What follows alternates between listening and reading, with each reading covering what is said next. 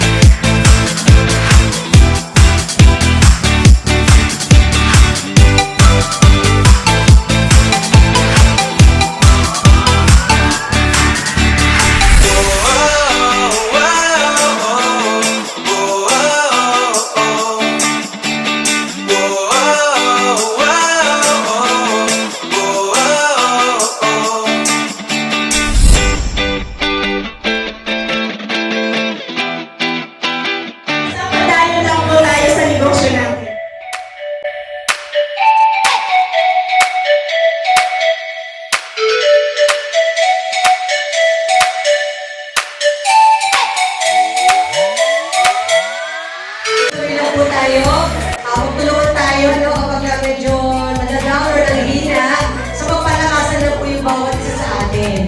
At alam ko po na itong round na ito, times 2 pa po next year, nanawin na po tayo.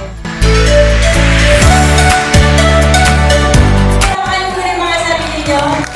Congratulations sa football team, Warriors! Okay, congratulations sa mga top 10 na sa kabot.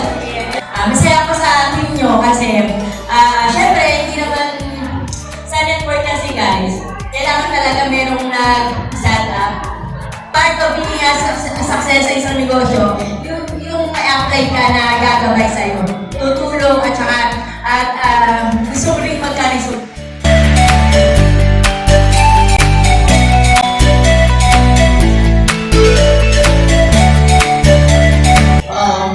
Para sa akin kasi, kailangan alam mo yung purpose kung bakit po tayo nandito lahat.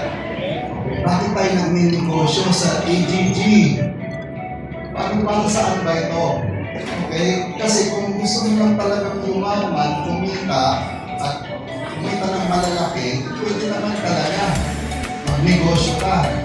Okay? Pero kung gusto mo mas mabilis yumaman, babawin natin itong global group of companies. Kasi nandito po si Ma'am Janela, palakpakan naman at yung manager ng Easy Bulacan. Ayan, thank you Mama sa lagi pagkasikaso sa amin. And syempre, yung ating mentor, Upline Philip and Upline Mary Jane Santos, palakpakan mo naman. Ayan, so, yung opportunity na mayroong ibang nagtiwala sa'yo na pinakawalan mo. Kaya nakaupo ka dyan at may naniniwala sa'yo, kung sino man yung tao na nagtiwala sa'yo, wala man yung iba dito, pwede bang lapitan mo yung tao na nagbigay sa'yo ng tiwala